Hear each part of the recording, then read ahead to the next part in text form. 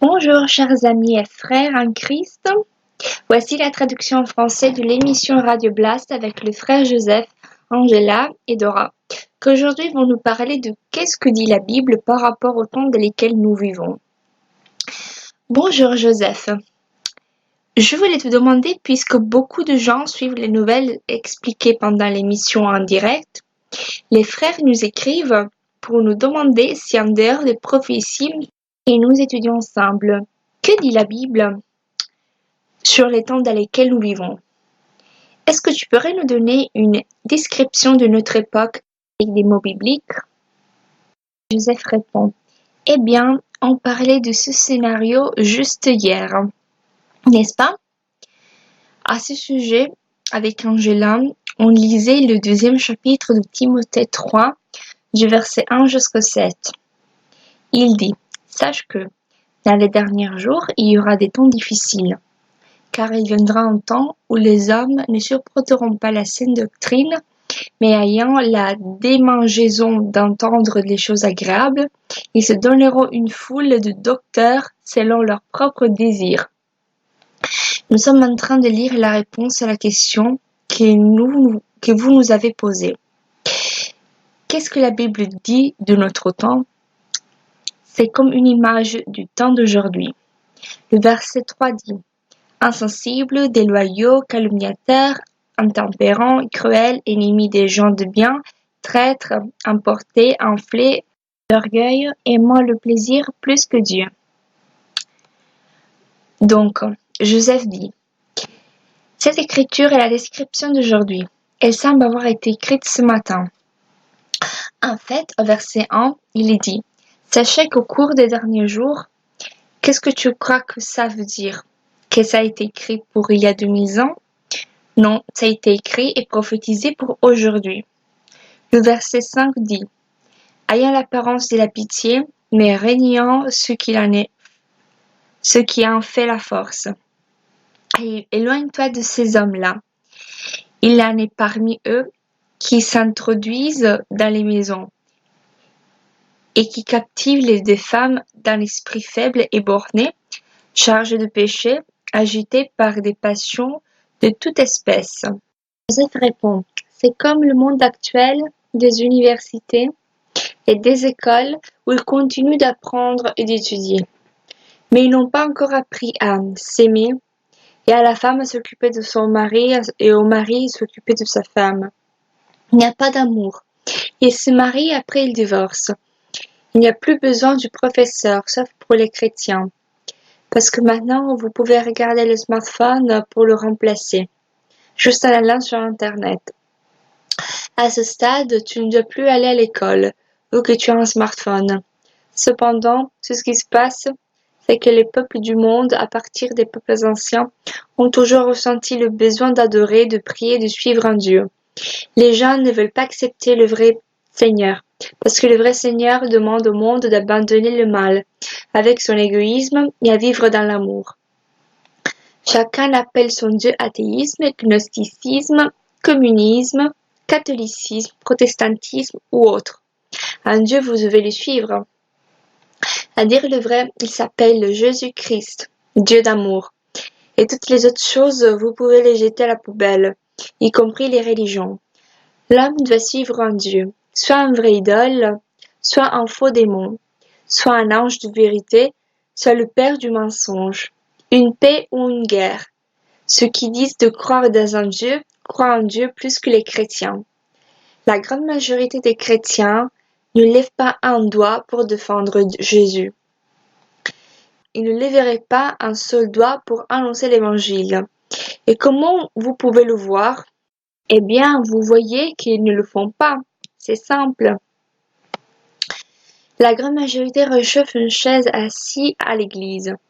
Puis on voit les athées, les homosexuels, les pervers, les agnostiques, les nazis, les communistes qui meurent pour une fausse foi. L'islamique meurt pour l'islam et il s'agit d'une fausse foi. Et le chrétien dort dans son église. Alors, qui est le plus religieux? Le chrétien qui dort ou l'athée qui meurt pour sa démocratie? Le communiste qui meurt pour son communisme? Lequel parmi ceux-ci est le plus religieux? Bien évidemment, celui qui est le plus dévoué et le plus fidèle. Dieu a créé l'humanité pour qu'elle le suive et qu'elle suive le vrai Dieu. Depuis que le monde l'a rejeté, le monde doit nécessairement en inventer un autre, plus pratique, plus confortable, fait sur mesure pour chacun. Vous aimez cette idéologie communiste? Oh non, malheureusement non. Essayons la fasciste alors. Et chacun choisit sa propre robe, sa propre idéologie. Dieu veut être cru parfois. Que fait le diable en sachant cela? Il en profite et dit: Excellent, je le sais maintenant. Alors, il offre des idéologies du monde, et cela doit aussi être cru par la foi. Jamais aucune idéologie n'a fonctionné, et cela doit aussi être cru par la foi. Jamais aucune idéologie n'a fonctionné. Le nazisme, le communisme, le catholicisme et le protestantisme n'ont jamais fonctionné, parce qu'il faut s'adresser à Jésus-Christ pour que cela fonctionne. Parce que les autres sont des religions et des idéologies à moitié mortes. Regardez les idéologies homosexuelles, et ainsi de suite. Elles ne fonctionnent pas. Et c'est ce qui se passe, vous avez appris à avorter, et maintenant l'Europe est en train de mourir. Bravo! Dans le nord de l'Italie, la Lega Nord paye les gens pour avoir des enfants. Aujourd'hui, ils payent 1 000 € par femme pour tomber enceinte. Et ça, ce n'est pas fait pour amour. La population a vieilli. Parce qu'il n'y a plus de jeunes qui travaillent pour payer leur retraite. En plus, il n'y a plus d'argent parce que les politiciens ont volé tout l'argent pour les mettre de côté pour eux, au lieu de nous payer les retraites. Je sais que l'Europe cherche un moyen pour s'en sortir. C'est pour cela que le dernier mensonge à la mode est d'amener les musulmans en Europe, afin qu'ils puissent travailler pour nous payer nos cotisations et nos retraites. Mais c'est de l'absurde. Ils nous coupent la tête si nous ne leur versons pas d'aide, comme des chiens, parce qu'ils nous appellent des chiens chrétiens. Le diable qui a compris le truc, pour attirer les masses, invente toujours quelque chose d'attrayant pour nous faire croire qu'un jour il y aura la paix, et pour cette raison choisit toujours des idéologies qui ont quelque chose qui attire les différents gens. Le dénominateur commun de ces fausses religions est l'égoïsme. Et quel est le profit à suivre Jésus? Mourir à soi-même, et peut-être aussi être martyrisé. Partager l'argent et le pain avec son frère. Ce n'est pas si facile de devenir chrétien. C'est beaucoup mieux de devenir islamique, où je coupe la tête d'un autre homme pour voler son argent à sa belle femme sexy qui devient mon esclave.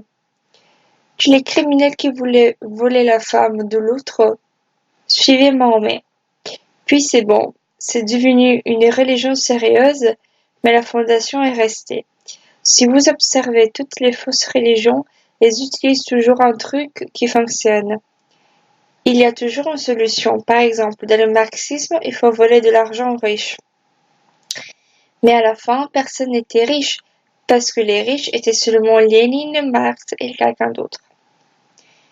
Un autre exemple est l'arnaque de l'euro.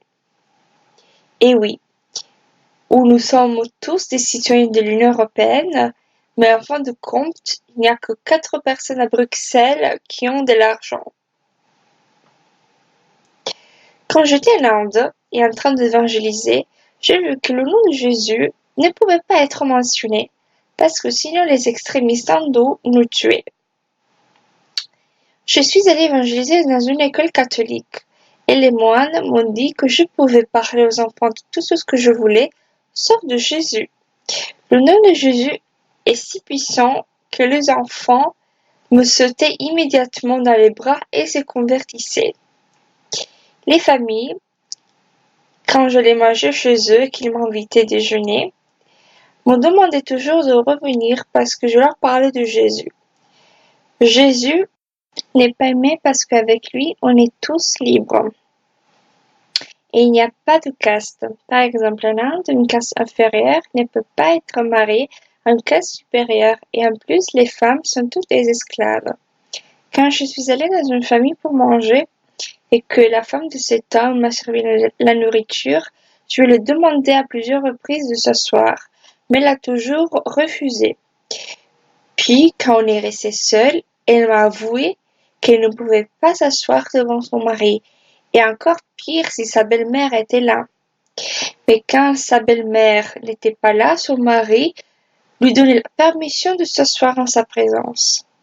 La femme dans l'islam et dans l'hindouisme est une esclave. Dans 2 Timothée 4, verset 3, il dit « Car il viendra un temps où les hommes ne supporteront pas la saine doctrine, mais ayant la démangeaison d'entendre des choses agréables, ils se donneront une foule de docteurs selon leurs propres désirs. » Beaucoup de chrétiens veulent juste savoir qu'ils iront au ciel, seulement pour entendre que Dieu les aime et qu'ils sont dans la religion parfaite. Ce n'est pas comme ça, mon frère. Une vraie Église vous reproche, vous corrige quand vous avez tort et vous le dit en face. Je travaillais dans les hôtels et il y avait une phrase qui disait « Le client a toujours raison ». Mais il y avait aussi une deuxième qui disait « Seuls les idiots croient ça ». Les idiots d'aujourd'hui sont les sectes et les églises qui se croient au restaurant, où les membres ont toujours raison parce qu'ils apportent leur dîme. Je leur lancerai dans leur visage leurs offrandes. Ici, il y a l'unité de soumission, de l'humilité, et je n'ai pas besoin de votre denier d'argent. Le Seigneur ne sait pas quoi faire de votre argent. Tu dois les donner, sinon il ne te bénira pas, ça c'est sûr. Mais après que tu les as donnés, tu dois dire « Je suis un serviteur inutile. Je fais ce que tu m'as dit de faire. Je donne demain ce que Dieu m'a déjà donné dans le passé. » C'est comme donc si je n'avais rien donné. Le verset 4 dit « Détourneront l'oreille de la vérité et se tourneront vers les fables. » Tout le monde critique les papes parce que Jésus a parlé une seule fois du ciel. Jeu vidéo où le pape dit que le ciel n'est pas un endroit comme dans le conte de fées. Ça veut dire que ce n'est pas un bel endroit. C'est bizarre que un homme de Dieu dise cela. Puis Joseph dit, j'ai obtenu aujourd'hui une liste de celles qui sont les fables modernes. Alors écoutons. Aujourd'hui circule selon les courriers que les frères écrivent le shivaïsme, vaishnamisme, vedanta, jainisme, sikhisme, zen, maoïsme, amasi, confucianisme, bouddhisme, yoga, tagala, constellation familiale, taoïsme, angiologie, tarot, astro-tarot, discipline du Mauro Bicino, astrologie, etc. Que Dieu nous délivre. Il y a beaucoup d'autres, sans en parler du conte de fées de l'athéisme et du matérialisme, la fierté, la rébellion, l'homosexualité, mais ça sera pour une prochaine fois. Alors, lis Angela, les Écritures qui parlent de cette chose. Dans 2 Timothée 4:4, Angela dit « Détourneront l'oreille de la vérité et se tourneront vers les fables, parce qu'il est prophétisé qu'ils détourneront les yeux de la vérité qui est Jésus-Christ et chercheront les fables, parce qu'ils ne veulent pas la vérité. C'est comme l'enfant qui dit qu'il ne veut pas manger ni viande ni légumes. Il veut que les bonbons et du sucre. Et aujourd'hui, le monde veut seulement s'amuser avec les choses sucrées, spirituellement parlant. Aussi, même dans les églises.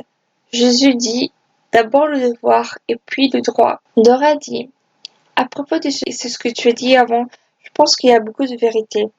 Parce que tu as dit qu'ils veulent des choses comme dans les fables. Parce que quand tu te convertis à Jésus, il te demande d'abandonner tout ce que tu tiens lié au monde. Par exemple, il te demande d'abandonner l'égoïsme, d'aimer ton prochain. Et les gens ne veulent pas cela. Ils veulent marcher avec fierté et égocentrisme. C'est pourquoi ils n'acceptent pas Jésus, mais ils ne savent pas que le vrai bonheur vient quand nous donnons l'amour gratuitement et que le Seigneur nous bénit. Joseph dit, en fait, cela arrive dans les églises. Les églises où ils prêchent, les ordures sont toujours pleines et les vraies églises pures et fermes sont à moitié vides. Parce qu'aujourd'hui, la plupart des chrétiens veulent des fables. Je trouve un article qui dit qu'un prêtre en Italie a donné son église pour que les musulmans puissent la convertir en une mosquée, en disant que le pape Bergoglio nous a demandé de le faire.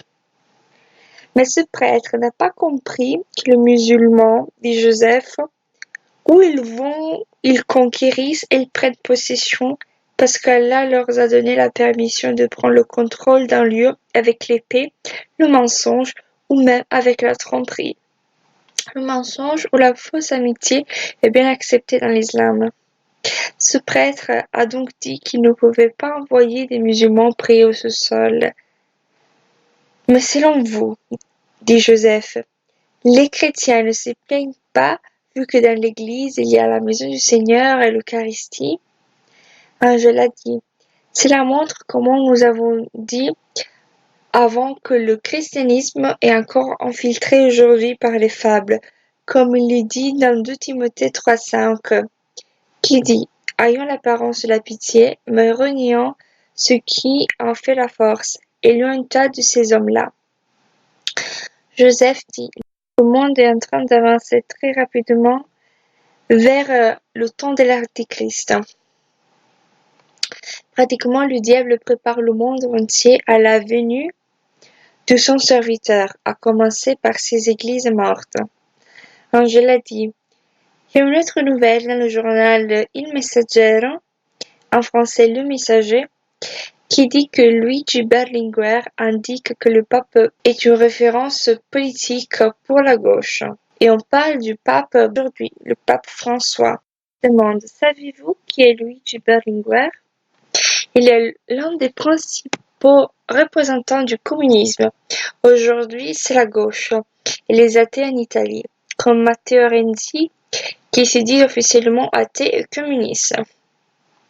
Il y a des chrétiens là aussi, mais ils ne le disent pas parce qu'ils ont la honte. Karl Marx n'était pas athée. C'est un juif qui a perdu la foi. Il est devenu chrétien, il a perdu sa foi chrétienne et il est devenu communiste. Il dit « Je crois en Dieu, mais je le hais ». Et il écrit dans un livre intitulé Christ Marx. Marx a même assisté à un culte satanique, il faut que vous le sachiez, juste pour information. Les gauchistes suivent Marx parce qu'ils pensent qu'il est athée, mais il n'était pas athée. Pour eux, être athée est une source de fierté. Ce Berlinguer, qui est l'un des porte-parole des communistes, maintenant mystiquement appelé le Parti démocrate, dit que le pape est leur point de référence. Le point de référence pour les athées du peuple du diable est le pape. Incroyable. Les magazines américains The Advocate, qui est le magazine mondial des sodomites gays et lesbiennes, l'a élu homme de l'année, comme dans le Time Magazine New York. Selon tous les journaux athées, le pape est grand. Dans la première épître de Jean, il dit ceci. Ils sont du monde, donc leur langue est celle du monde, et le monde les écoute. Angela dit, oui, cependant, non pas pour amener à Christ, qui est bon, mais pour les amener à lui-même, et aux fausses églises catholiques, qui ne sont pas celles du pape Ratzinger et de Jean-Paul II, qui était une église où il y avait des vraies brebis. Une fois, on m'a expliqué que pour les cardinaux et les prêtres du Vatican, l'Église catholique n'est formée que par eux-mêmes, ou les évêques, les cardinaux et les archevêques, etc. Car ils ne tiennent pas compte des gens. C'est incroyable que lorsque vous allez à l'Église catholique, vous n'en faites pas partie. Je me demande comment ils doivent appeler ces pauvres qui se rassemblent là-bas. Pour les catholiques, l'Église est d'abord et avant tout la hiérarchie, et cela m'impressionnait.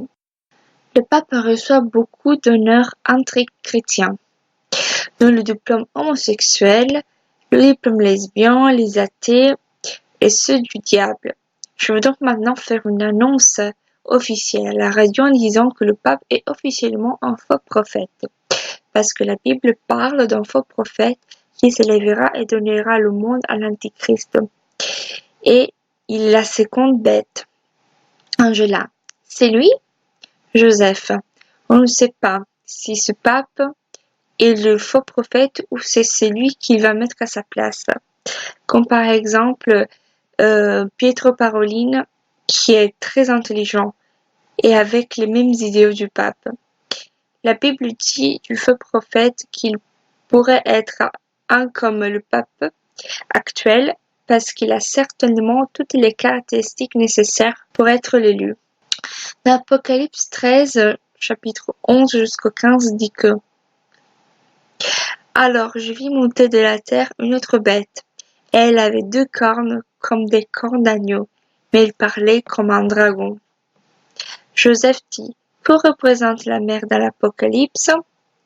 Et Angela répond « Elle représente des peuples et des nations, parce que l'Antichrist s'élèvera des masses. » Joseph répond « Hitler a gagné les élections pendant la Seconde Guerre mondiale par un seul point. C'est absolument démocratique. Et grâce au peuple en plus. C'est ainsi que l'Antichrist viendra du peuple. Hitler était soutenu par l'Église catholique et surtout par l'Église évangélique en Allemagne. Alors attention, frères évangéliques allemands, restez à l'écoute. Alors le verset 11 dit « Je vis monter de la terre une autre bête. La bête qui est montée de la terre est Apollon ou Abaddon, sortant du centre de la terre, qui est un trou sans fond. » Jude 1, chapitre 1, verset 6 dit que les démons y sont captifs. Dans l'Apocalypse, il est écrit que le diable sera captif. En français, il est traduit comme un abîme et en anglais comme un abîme sans fond. En fait, la terre n'a pas de fond parce qu'elle se reflète sur elle-même en étant ronde. Et le centre, disons, qui est l'abîme.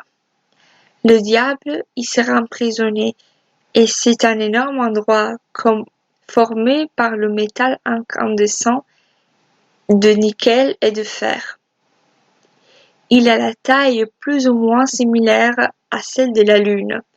Donc c'est un endroit énorme où le diable sera tenu captif pour l'éternité. Donc cette bête, qui sera la deuxième à monter de la terre, est un homme politique, qui sera baptisé de l'esprit du diable, et qui régnera sur toute la terre, et deviendra à ce moment même l'Antichrist. Au début, c'est un politicien comme les autres, puis il sera possédé par le diable. Cet homme sera chrétien parce que dans l'Apocalypse 13, il dit qu'il a 2 cornes d'agneau et la bouche d'un dragon. Les cornes d'un agneau signifient qu'il est chrétien. De plus, ils ont l'apparence d'une pitié, donc avec une croix autour du cou et l'habit d'un serviteur de Dieu. Le verset 12 dit « Il exerce en sa présence toute l'autorité de la première bête. Il fait adorer à la terre et à ses habitants la première bête, dont la blessure mortelle fut guérie. » Le 13 dit « Il fera aussi des grands miracles, de sorte qu'il fait descendre du feu du ciel et sur la terre devant les hommes. » Alors je m'entends ici qu'il y a des extraterrestres qui apparaissent, physiquement ou pas. De toute façon, ça sera des démons qui arriveront. Et là, il fera tomber du ciel, du feu, pour chasser les vaisseaux spatiaux. Et l'Antichrist fera sembler que c'est grâce à lui que cela était possible, et que donc il a sauvé toute l'humanité. Pour se faire reconnaître Dieu. Dans le verset 14, il dit « Il conduisait les habitants de la terre par des prodiges qui lui étaient donnés d'opérer en présence de la bête, disant aux habitants de la terre de faire une image à la bête qui avait la blessure de l'épée et qui vivait. » Joseph dit « C'est donc par ces miracles qu'il séduira le monde. Nous arrivons donc ici à l'abomination de la désolation, dont Jésus parle dans le livre de Matthieu 24, verset 15, et qui est la même bête qui se trouve dans le livre de Daniel, chapitre 11, verset 31. À mon avis, ça sera un ordinateur qui sera placé dans le temple et qui pourra parler, et qui sera mis en Israël. Si nous passons au chapitre 15, il est dit que ceux qui n'adoreront pas cette statue seront tués. Et ces statues est un peu comme quand dans le nazisme, ceux qui n'adoraient pas Hitler ont été placés dans des camps de concentration. Et puis ces statues représentent un peu toute cette politique et cette technologie et ces images bancaires à tout ce qui s'attend à créer dans le monde et que les gens adorent vraiment. Il y aura bientôt, comme aujourd'hui, pour prendre l'ordinateur, quand nous voulons voir les informations et les images politiques et la formation de tout ce qui se passe dans le monde. Par exemple, il y a quelques jours, il y a eu la réunion entre Chine et Trump. Et ils ont dit que Trump a fait ceci et cela. Et ça sera ainsi avec l'Antichrist. Parce que l'image de la bête sera présente partout.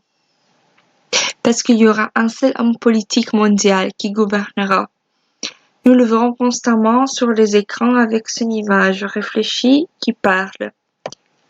Mais à mon avis, l'image de la bête pourrait être bien plus qu'une simple image.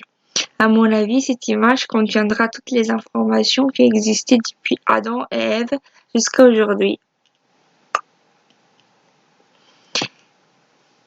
Ici, j'ai trouvé une vidéo que j'ai mise sur la radio qui parle de l'article dans le journal Insider qui dit qu'un robot nommé Sophia a été créé et a obtenu la citoyenneté saoudienne. Ce robot a l'air complètement humaine et ressemble à une star hollywoodienne. L'être humain s'est habitué à avoir à ses côtés des machines parlantes qui répondent par elles-mêmes, comme cette Sophia. Et entre autres choses, les Saoudiennes se sont plaintes ce robot a même plus de droits que les mêmes citoyennes saoudiennes. À ce robot, son créateur lui a demandé, en plaisantant, si elle voulait détruire le monde, la suppliant de répondre « non, s'il vous plaît ». Et le robot, de sa propre volonté, a dit oui, qu'elle aimerait certainement détruire le monde. Alors, tu t'en rends compte? Nous avons créé des machines qui ne peuvent même pas nous obéir. Dieu dit aux aveugles du monde d'être prudents. Tous les journaux du monde ont été stupéfaits par cette interview. Même la bombe atomique a été créée pour avoir plus d'électricité dans la maison, pour avoir de l'électricité plus puissante. Mais elle est tombée dans les mauvaises mains. C'est ce qui s'est passé pendant la Seconde Guerre mondiale. Nous le savons tous. Ils nous disent que les robots nous faciliteront la vie pour les personnes âgées. Mais ce sera le contraire, parce qu'ils ne pourront pas les manipuler. Et ils espèrent que dans 20 ans, ils ne pourront pas les contrôler. Et ils estiment que dans 20 ans, l'intelligence artificielle dépassera l'intelligence humaine. Ils seront capables de se réparer soi-même et de se reproduire. Le diable veut montrer qu'il est capable de créer la vie. Je pense que l'image de la bête sera comme celle de Sophia, à qui tu peux parler. Je pense que ce sera tout ce qui est de plus charnel et qui guide au mensonge et au mal. Et je pense que ce sera la projection du malin. La puce qui sera obligatoire sera comme acheter un billet d'avion avec destination finale, l'enfer. Il y a déjà des gens qui font la queue pour l'obtenir. Dora dit, cela est expliqué dans le livre d'Apocalypse, chapitre 13, versets du 16 au 18, qui dit la chose suivante. Il fait que tous, petits et grands, riches et pauvres, libres et esclaves, aient une marque sur leur main droite et sur leur front, et que nul n'achète ou n'y vend si ce n'est celui qui a la marque, le nom de la bête ou le nombre de son nom. C'est ici la sagesse, que celui qui a l'intelligence compte le nombre de la bête, car c'est le nombre d'un homme, et ce numéro est 666. Faux prophète que sera celui-ci, ou peut-être le prochain, forcera tout le monde à mettre la marque de la bête. Et s'ils ne le font pas, ce sera comme si aujourd'hui il n'y a pas, par exemple, des gens qui sont vaccinés et qui donc à cause de ça, ils n'ont pas le droit de se présenter à l'école. Laura lit dans le livre d'Apocalypse toujours, cette fois-ci du chapitre 14, du verset 9 jusqu'au 10, qui dit: Et le troisième ange le suivit, disant d'une voix forte: Si quelqu'un adore la bête et son image, et reçoit la marque sur son front et sur sa main, il boira aussi du vin de la colère de Dieu, qui est répandu pur dans sa coupe de sa colère, et sera tourmenté par le feu et le soufre devant les saints anges de Dieu et l'agneau. Joseph dit: Et comment puis-je savoir que cette puce est la marque de la bête? Je le sais parce que il n'y a pas d'autre technologie aussi avancée qui puisse être contrôlée par satellite et par contrôle d'une télécommande. C'est très peu invasif et ils y travaillent depuis 50 ans pour la perfectionner. Et quand l'Antichrist devra l'utiliser contre les hommes pour les envoyer à l'enfer, tout sera prêt. Puis dit: Le monde est tellement ignorant au sujet des Écritures qu'ils ne comprennent rien et ne comprendront jamais que cette arme ou cette puce est une arme mortelle. Mais pour eux, ce sera utile parce que vous pouvez y mettre votre passeport et votre carte de crédit. Mais ils ne se demandent pas pourquoi vous pouvez le contrôler avec un satellite et une télécommande à distance. Et ils justifient cela en disant que si vous perdez votre grand-mère avec la maladie d'Alzheimer, vous pouvez la retrouver facilement. Mais pensez-vous que les politiciens du monde entier se soucient vraiment de tout cela qui concerne nos profits? Comment pouvez-vous nous dire que les politiciens du monde entier se soucient s'ils pensent simplement à aider les musulmans? Angela dit: Je voulais juste ajouter une dernière chose avant que tu finisses, et je voulais dire qu'en ce qui concerne le sujet des fables des doctrines aujourd'hui, regarde cette histoire d'un brahman ou d'un hindou qui a parlé avec l'évangéliste Joseph Smith. Il lui a dit: Pourquoi ne pas présenter ton Jésus comme une des nombreuses religions à suivre, vu que nous avons Krishna et nos dieux? Si seulement vous parliez comme les autres, en disant que Jésus-Christ est une voie comme les autres à suivre, toute l'Inde vous suivrait. Et le prédicateur répondit qu'à l'époque de l'Empire romain, quand le christianisme se répandait, ils auraient pu faire la même chose, puisque les Romains étaient païens et ils avaient tant de dieux. Et ce qui l'a conduit à avoir des problèmes avec les Romains, c'est l'insistance sur le fait que Jésus-Christ est la seule vraie voie. J'aimerais aussi qu'il y ait beaucoup de voies. Mais pour dire la vérité, tout est très simple. Il n'y a qu'une seule vérité, et c'est Jésus-Christ, et je dois l'accepter. Dieu ne nous demande pas si ça nous plaît ou pas, ou si nous l'aimons ou pas, parce que nous voudrions tous qu'il n'y ait que le ciel, et non l'enfer. Joseph fait ensuite un exemple en disant: Alors, par exemple, 2 plus 2 est égal à 4, et pas 25. Et si la loi de la gravité dit que si je jette une pièce dans l'air et que ça tombe par terre, au sol, tu ne peux pas dire que peut-être elle pourrait s'envoler dans l'air. Et si je touche l'eau et je dis qu'elle est humide, parce que la science l'a démontré, tu ne peux pas dire que peut-être elle est sèche. En effet, avec ces paraboles, je veux dire que le diable essaie toujours de tout changer et qu'il le fait à l'aide de l'intellectualisme et du scepticisme. On peut dire que l'intellectualisme est la plus grande ignorance qui existe, parce que les intellectuels ne sont pas nés de Dieu, mais ils sont nés d'eux-mêmes. Merci beaucoup, frères et sœurs, pour nous avoir écoutés à l'aide de cette traduction de Radio Blast. Nous vous aimons et nous vous souhaitons une agréable journée et que Dieu vous bénisse.